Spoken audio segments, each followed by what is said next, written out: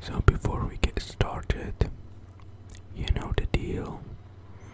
Feel free to hit the thumbs up if you want to support your boy, and subscribe to the channel if you would like to see more content like this. With that being said, let's get into the video.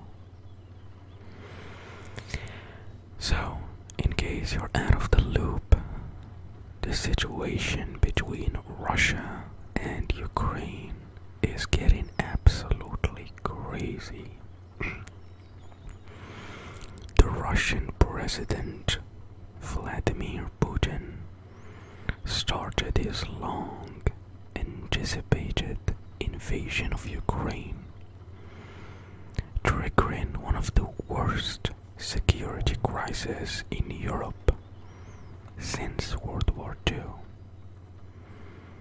After threats of economic sanctions from the US obviously failed to stop him,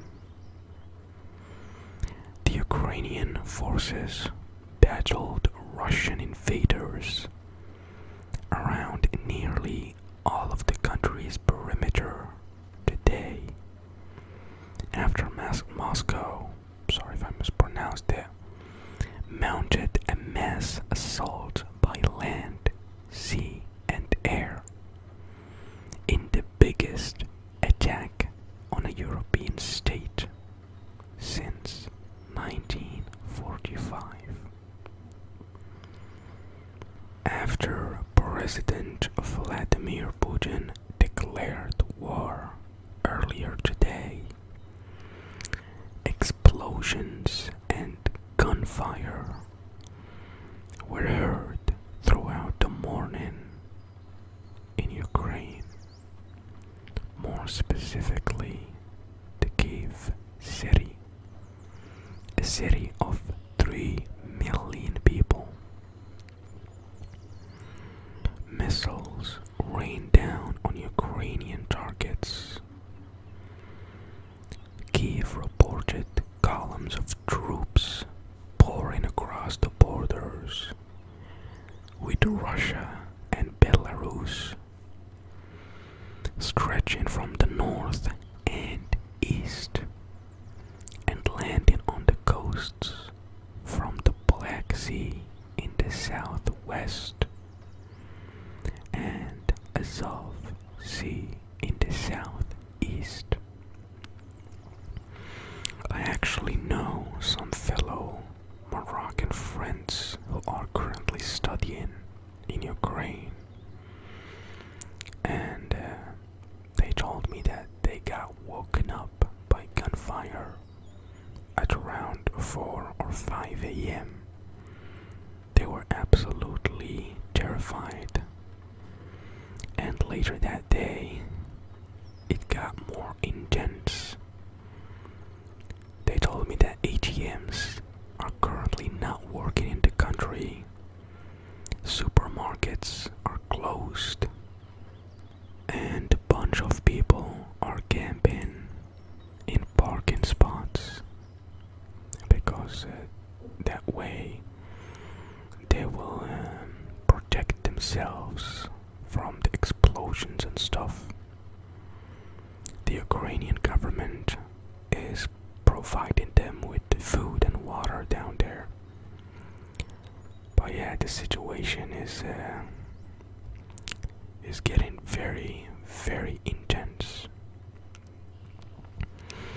The US President Joe Biden called the Russian action an unprovoked and unjustified attack.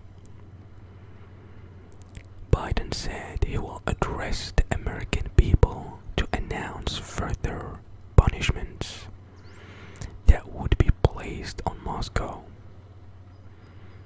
The US and its European allies imposed an initial round of sanctions this week after Putin recognized 2 breakaway regions of eastern Ukraine as independent and providing them with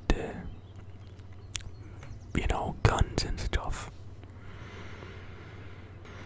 He said President Putin has chosen a premeditated war that will bring a catastrophic loss of life and human suffering. Russia alone is responsible for the death and destruction this attack will bring, and the United States and its allies and partners will respond in a united and decisive way. Man, it is getting juicy over here. Let me actually read you the statement that President Vladimir Putin provided. I actually have the whole statement here. It is quite long, but I think it's very important to read it, just so you can have an idea on what are the reasons and the motives behind this invasion from the Russian point of view. You know what I mean? Anyways, let me read you the speech here. Respected citizens of Russia, dear friends, today I again consider it necessary to come back to the tragic events taking place in the Donbas and the key issue of ensuring Russian security. Let me start with what I said in my address of February 21. I am referring to what causes us particular concern and anxiety. Those fundamental threats against our country that year after year, step by step, are offensively created by irresponsible politicians in the West. I am referring to the expansion of the NATO to the east, moving its military and infrastructure closer to Russian borders. It is well known that for 30 years we have persistently and patiently tried to reach an agreement with the leading NATO countries. We constantly faced either cynical deception and lies, or attempts to pressure and blackmail, while NATO, despite all our protests and concerns, continued to steadily expand. The war machine is moving, and I repeat, it is coming close to our borders. After the collapse of the USSR, the realignment of the world began, and the norms of international law that had been developed began to get in the way of the self-proclaimed winner of the Cold War. Of course, in practical life, in international relations, and the rules that regulated them, it was necessary to take into account changes in the state of affairs in the world and the balance of power. This should have been done professionally, smoothly, patiently, taking into account and respecting the interests of all countries, and understanding one's own responsibility. But no, the euphoria from having absolute superiority, a kind of modern-day absolutism, and the low level of general culture and arrogance of decision makers adopted what was only beneficial for themselves. The situation began to develop according to a different scenario. You don't have to look far for examples. First, without any approval from the UN Security Council, they carried out a bloody military operation against Belgrade, using aircraft and missiles right in the very center of Europe. They carried out several weeks of continuous bombing of cities and critical infrastructure. We have to remind of these facts, as some Western colleagues do not like to remember those events. And when we talk about it, they prefer to point not to the norms of international law, but to the circumstances that they interpret as they see fit. Then came the turn of Iraq, Libya, Syria. The illegitimate use of military force against Libya, the twisting of all decisions taken by the UN Security Council on the Libyan issue led to the complete destruction of the state, to the emergence of a major hotbed of international terrorism, to a humanitarian catastrophe, and a civil war that has not ended to this day. The tragedy which they doomed hundreds of thousands, millions of people, not only in Libya but throughout this region, gave rise to a massive migration from North Africa and the Middle East to Europe. They ensured a similar fate for Syria. The Western coalition's military activities on the territory of this country without the consent of the Syrian government or the approval of the UN Security Council are nothing but aggression and intervention.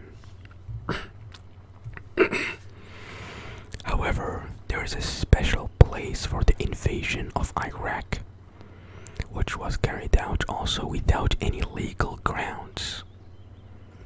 As a pretext, they put forward supposedly reliable information from the United States about the presence of weapons of mass destruction in Iraq. As proof of this, publicly in front of the eyes of the whole world, the U.S. Secretary of State shook some kind of a test tube with white powder, assuming everyone that this is a chemical weapon being developed in Iraq. And then it turned out that all this war was a bluff. There was no chemical weapons in Iraq. In this context, there were promises to our country not to expand NATO even 1 inch to the east. I repeat, they deceived us. In other words, they simply conned us. Yes, you can often hear that politics is a dirty business. Perhaps that is so, but not to this extent. After all, such cheating behavior contradicts not only the principle of international relations, but above all, the generally recognized norms of morality. Where is justice and truth here? Just total lies and hypocrisy. Yeah, I told you it's a pretty long one, but a pretty interesting one and a very important one to hear, to just have an idea of what Russia is thinking and why they're doing what they're doing.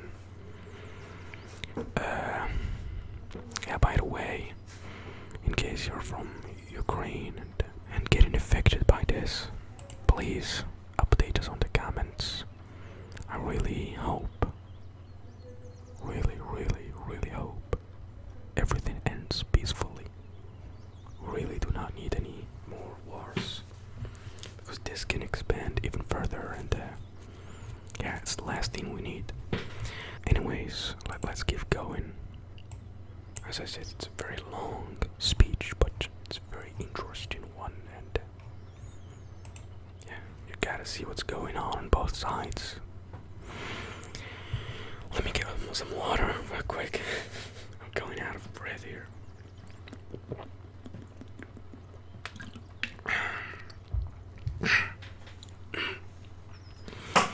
Sorry. By the way, American politicians, political scientists, and journalists themselves write and say that in recent years, an actual empire of lies has been created inside the United States. It's hard to disagree with that, as it's true. But let us not understate. The United States is a great country, a system forming power. All her satellites not only dutifully agree, sing along to its music, but also copy its behavior and enthusiastically accept the rules they are offered. Therefore, with good reason, we can confidently say that the entire so-called Western Bloc, formed by the United States in its own image and likeness, all of it is an empire of lies. Despite all of this, in December 2021, we once again made an attempt to agree with the United States and its allies on the principle of ensuring security in Europe and on the non-expansion of NATO. Everything was in vain. The US position did not change. They did not consider it necessary to negotiate with Russia on this important issue for us, continuing to pursue their own goals and disregarding our interests. As for the military sphere today, modern Russia, even after the collapse of the USSR, and the loss of a significant part of its capacity, is one of the most powerful nuclear powers in the world, and possesses certain advantages in some of the newest types of weaponry. In this regard, no one should have any doubts that a direct attack on our country will lead to defeat and horrible consequences for any potential aggressor. As NATO expands to the east, with every passing year, the situation for our country is getting worse and more dangerous. Moreover, in recent days, the leadership NATO has been openly talking about the need to speed up and force the advancement of the alliance's infrastructure to the borders of Russia. In other words, they are doubling down on their position. We can no longer just watch what is happening. It would be absolutely irresponsible on our part. Further expansion of the NATO infrastructure and the beginning of military development in Ukraine's territories are unacceptable for us. The problem, of course, is not NATO itself. It's only an instrument of US foreign policy. The problem is that the territories adjacent to us, territories that were historically ours, I emphasize, an anti-Russia hostile to us is being created, placed under full external control. It is intensively settled by the armed forces of NATO countries and is supplied with the most modern weapons. We have been left no other option to protect Russia and our people, but for the one that we will be forced to use today. The situation requires us to take decisive and immediate action. The People's Republics of Donbas turned to Russia with a request for help.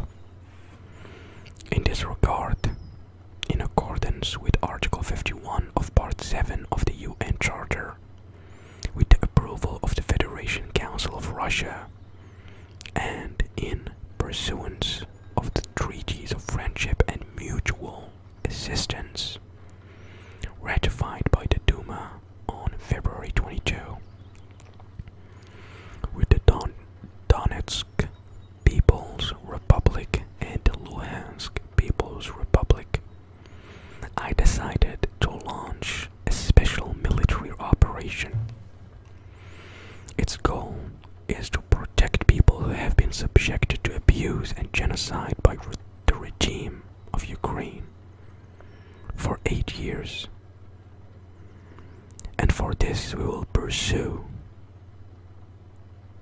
the demilitarization and the denazification of Ukraine, as well as bring into justice those who committed numerous bloody crimes against civilians, including citizens of the Russian Federation.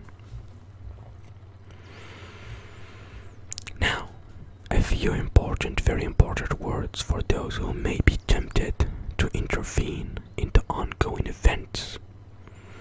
Whoever tries to hinder us or threaten our country or our people should know that Russia's response will be immediate and will lead you to consequences that you have never faced in your history. We are ready for any turn of events. All necessary decisions in this regard have been made.